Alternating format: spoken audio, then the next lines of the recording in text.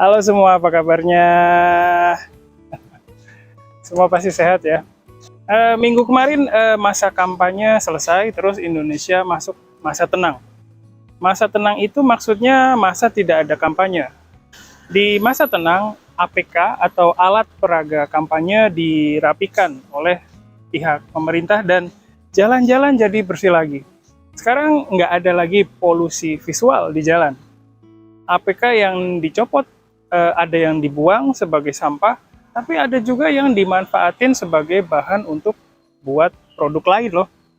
APK yang ukurannya besar biasanya terbuat dari terpal.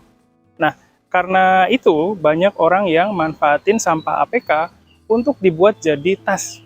Terus kemarin saya akhirnya nyoblos di pemilu 2024. Tempat pemungutan suara biasanya sesuai dengan alamat di KTP.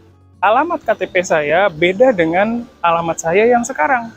Jadi saya nggak milih di TPS atau tempat pemungutan suara yang dekat dengan rumah.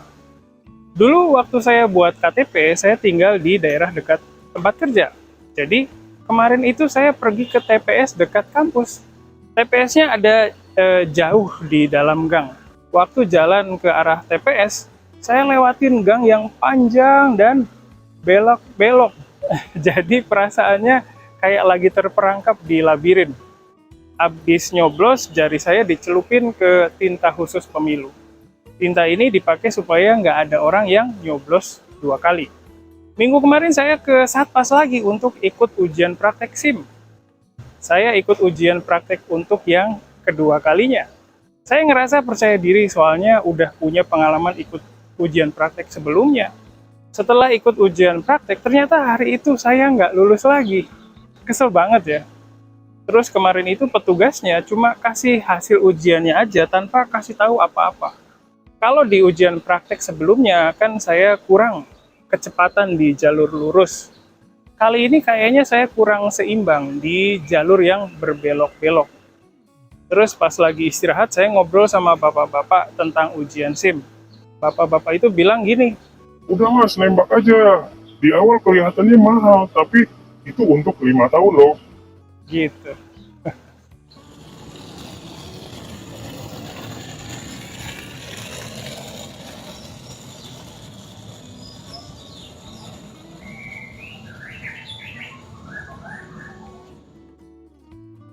Oke, itu tadi cerita keseharian saya. Di video kali ini saya mau cerita lagi tentang pemilihan umum Indonesia yang udah diadain di 14 Februari kemarin. Diadainnya pas banget di hari Valentine ya. Waktu 2014 saya ikut pemilihan umum pas di Jepang. Jadi waktu itu saya dan istri nyoblosnya di rumah. Terus kertas suaranya kami kirim ke Kedutaan Besar Indonesia di Tokyo. Terus pas 2019 saya nggak ikutan nyoblos karena waktu itu ada masalah di status kependudukan. Nah, di tahun 2024 ini saya bisa nyoblos. Seperti yang tadi saya ceritain, saya nyoblos di daerah tempat tinggal saya yang dulu. Posisi TPS atau tempat pemungutan suaranya ada di dalam perumahan di dalam gang. Gangnya lumayan panjang dan belok-belok kayak labirin. Pas sampai di TPS, saya sempat dicurigai, soalnya saya nggak tinggal di daerah itu. Saya diinterogasi oleh ketua RT di sana. Pak RT-nya begitu, soalnya di waktu pemungutan suara suka muncul orang yang menyusup dan ikut pemungutan suara secara ilegal. Saya diceramahi oleh Pak RT karena setelah saya pindah, saya nggak lapor ke dia. Dia minta ke saya untuk urus status kependudukan saya supaya sesuai dengan kondisi yang sekarang.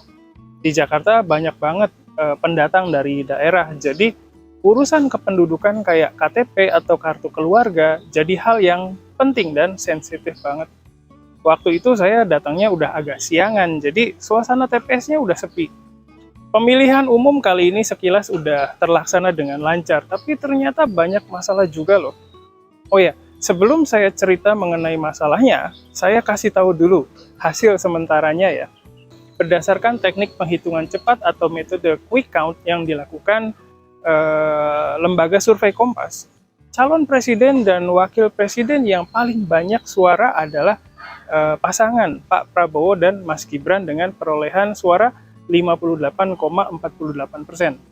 Terus di urutan kedua ada pasangan Pak Anies dan Pak Muhaimin Iskandar dengan perolehan suara 25,21%. Terus yang terakhir ada pasangan Pak Ganjar dan Pak Mahfud MD dengan perolehan suara 16,31%. Hasilnya ini masih sementara, jadi ada kemungkinan berubah. Tapi Pak Prabowo dan Mas Gibran itu dapat suara lebih dari 50%. Jadi kayaknya kemungkinan besar Presiden Indonesia selanjutnya adalah Pak Prabowo. Balik lagi ke cerita tentang masalah di pemilu kali ini. Pertama, ada 35 orang petugas pemilu yang meninggal karena sakit dan kecapean. Angka kematian karena pemilu kali ini jauh lebih rendah daripada pemilu 2019.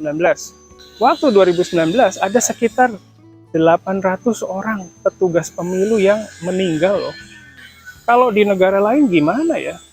Apa ada petugas pemilu yang meninggal karena kecapean? Jangan-jangan cuma di Indonesia aja. Tahun ini ada 35 orang petugas pemilu yang meninggal dan ada sekitar 4.000 orang yang sakit. Terus ada juga oknum yang lakuin kecurangan pas pemungutan suara. Ada oknum pemilih yang nyoblos beberapa kali di beberapa TPS. Terus di beberapa daerah ada juga kasus surat suara yang udah dalam keadaan tercoblos. Terus ada juga TPS atau tempat pemungutan suara yang kebanjiran dan macam-macam. Terus ada juga dugaan munculnya kesalahan input angka pada aplikasi yang dipakai sama petugas pemilu. Nama aplikasi yang dipakai sama petugas pemilu itu adalah Sirekap. Sirekap ini pakai AI yang bisa baca hasil pemungutan suara yang berupa tulisan tangan petugas dan ubah hasil pemungutan suara itu ke angka. Jadi, petugas pemilu itu tulis hasilnya di lembar laporan pemilu, terus laporan itu di-scan pakai HP dengan aplikasi Sirekap tadi. Nah, katanya kemampuan scan aplikasi ini masih kurang bagus, jadi kadang hasilnya nggak sesuai dengan laporan. Di aplikasi ini sebenarnya ada fungsi koreksi, jadi petugas bisa perbaiki angka kalau ada kesalahan input. Mungkin masih ada petugas yang belum paham fungsi koreksi itu ya. Atau mungkin ada juga oknum petugas pemilu yang memanfaatkan fungsi koreksi itu untuk naikkan angka suara secara ilegal. Dugaan kecurangan-kecurangan ini masih jadi berita di mana-mana. Pihak pasangan calon presiden dan wakilnya yang kalah juga lagi susun strategi untuk mempermasalahkan kecurangan-kecurangan tadi lewat jalur hukum. Kayaknya drama pemilu ini bakal lama selesainya ya.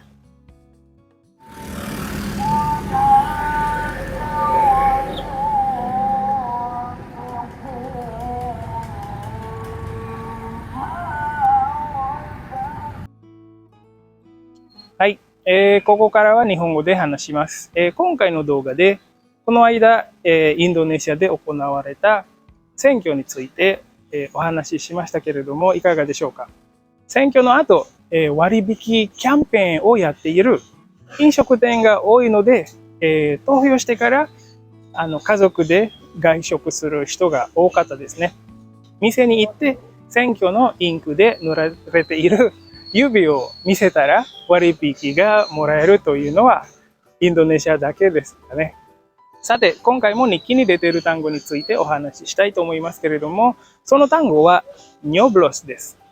ニョブロスはmencoblosという動詞から、崩された形で、刺すとか穴を開けるとかという意味を持っています。元の動詞はチョブロスです。